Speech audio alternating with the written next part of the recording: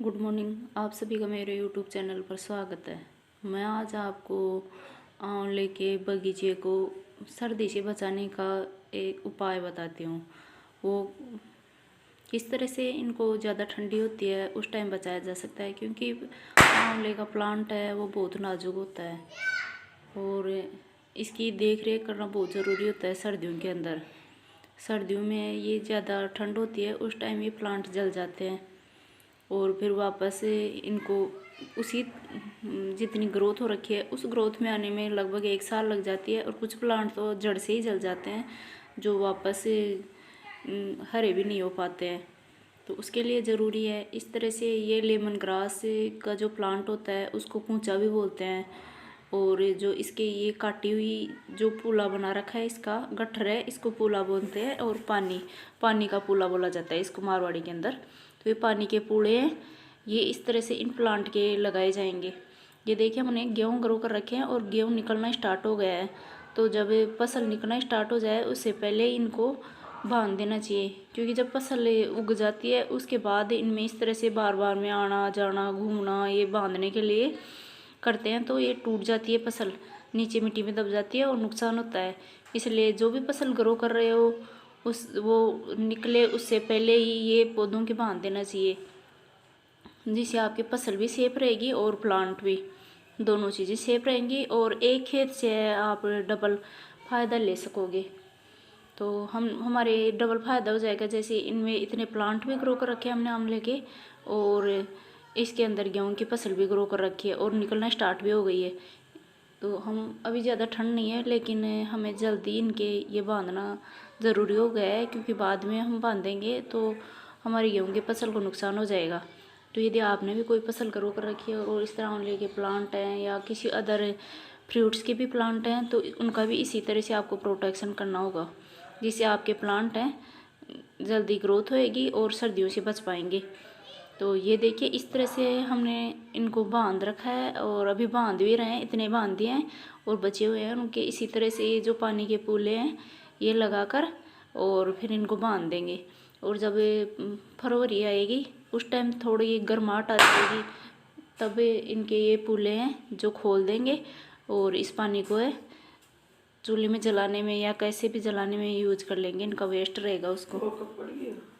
तो आप ये फूले हैं जैसे लोग काट कर और जो बंजर भूमि होती है उसमें ग्रो जाते हैं ऑटोमेटिक, तो वहाँ से काटते हैं लोग और फिर इनको बेचते हैं। तो वहाँ से आप खरीद सकते हो इनको और फिर इन खरीद कर इस तरह से लाकर बांध सकते हो। ये देखिए एक प्लांट के हमने 4 जगह बांध रखा है इसको इस तरह से, जिससे ये इसी तरह से प्लांट के चिपके रहेंगे, गिरेंगे नहीं हवा से, बरसात फव्वारे चलेंगे तब इसी तरह से इनके चिपके रहेंगे, जिससे इनके वो जो बर्फ़ पड़ेगी पाला वो इनके ऊपर टच नहीं हो पाएगा और प्लांट इसी तरह से हरे भरे रह जाएंगे। एक बार तो इनका पतझड़ होगा, जो सीजन ही इनका पतझड़ का है, लेकिन पतझड़ होने के बाद वापस इनकी जो कच्ची कोपल है वो स्टार्ट हो जाएंगी और घने हो जाएंगे प्लांट पहले की तरह। इस तरह से हम बांध रहे हैं, वो बांधने का पूरा प्रोसेस भी दिखा देती हूँ आपको। ये है हमारे फूले जो हमने मंगवाए हैं, खरीदे हैं वो। और फिर इनको इनके अंदर जो मोटे इनके ये बने हुए हैं स्टिक, इनको एक एक को लेकर और प्लांट के चारों तरफ पहले खड़ा कर देते हैं एक एक को और फिर इनको बांध देते हैं एक एक को लेकर। ये देखिए इस तरह से हैं, ये काफ़ी लंबाई के होते हैं, लगभग 10-15 फीट की लंबाई तक हो सकता है इस प्लांट की ऊंचाई।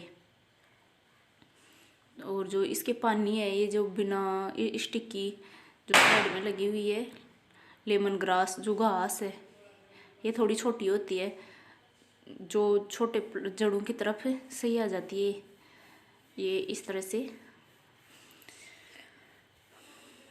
और यदि आपके पास इस तरह का कोई ये नहीं हो लेमन ग्रास का कोई प्लांट, तो आप कोई भी जो कपड़े होते हैं वो भी लपेट सकते हो।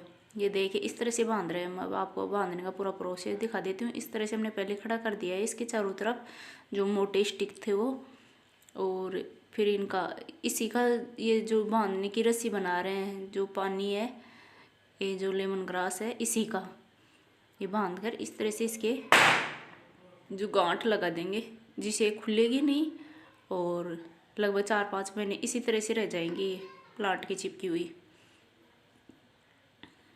ये गर्म होती है जी, गर्मी की वजह से ये प्लांट जलते नहीं है, इसी तरह से हरे भरे रह जाएंगे। ये देखिए इसमें से निकाल कर दिखा रही हूँ मैं आपको। ये इस तरह के जो मोटे होते हैं स्टिक से उनको लिया जाता है और फिर इस प्लांट के चारों तरफ एक एक करके इस तरह से खड़ा कर देंगे, मिट्टी में दबा देंगे इनको इस तरह से। ये मिट्टी गीली है इसलिए इनके अंदर बिना किसी खोदने की चीज़ के बिना ही इसको इसी तरह से खड़ा किया जा रहा है।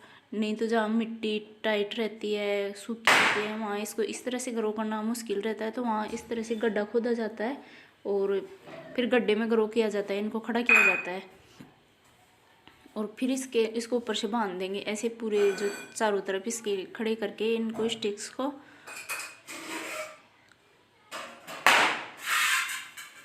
इस तरह से हमने ऊपर से बांध रहे हैं। इसको इस तरह से खड़े कर दिए हैं इनको सभी को और अब ऊपर से बांध देंगे। देखिए इस तरह से ऊपर इसके एक गांठ लगा देंगे इसी की रस्सी बनाकर और अभी इसके चारों तरफ और जो पानी है मोटी स्टिक्स हैं वो लेकर और फिर दोबारा से इसके 2 या 3 जून बोलते हैं इनको, जो ये रस्सी बनाकर बांधते हैं इसको जून लगाना बोलते हैं, तो ये जून लगा देंगे इसके। ये लेमन ग्रास है, बहुत फ़ायदेमंद होती है, हमारे स्वास्थ्य के लिए भी अच्छी होती है और प्लांट्स के लिए भी इस तरह से अच्छी होती है।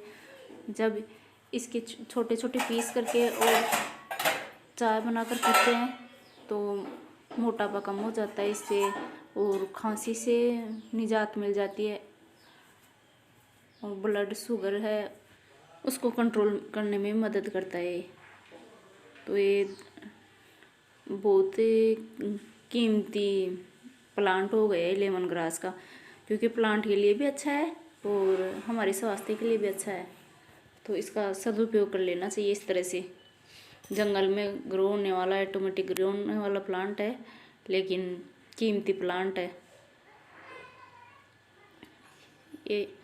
इस तरह से इसके एक ऊपर से बांध दिया है, फिर बीच में से इस तरह से दोबारा बांध देंगे और फिर इसी तरह से नीचे से एक जगह से और बांध देंगे, इस तरह से 3-3 जगह बांध देंगे। तो इस तरह से बांधने के बाद इसका एक दिन का भी हिलकर नहीं जाएगा, इसी तरह से चिपके रहेंगे और फिर इसके ऊपर जैसे हम गेहूं में पानी चलाएंगे तो ये गीले होकर इसी तरह से चिपक जाएंगे। जैसे बड़े प्लांट हैं उनके अंदर इस तरह से डबल बार बांधना होता है इस तरह से, क्योंकि इनकी लंबाई काफ़ी ज़्यादा ऊंचाई हो रखी है। तो हमने यहाँ ये बड़ी स्टूल लगाकर इसके ऊपर खड़ा होकर फिर बांध रहे हैं इसके ऊपर। इनके जो लेमन ग्रास के इतनी लंबाई नहीं है, जैसे हम इसके ऊपर कपड़ा ही टांग रहे हैं ऊपर की साइड में, क्योंकि अब सर्दियाँ स्टार्ट हो रही हैं तो इनका प्रोटेक्शन करना बहुत ज़रूरी हो गया है।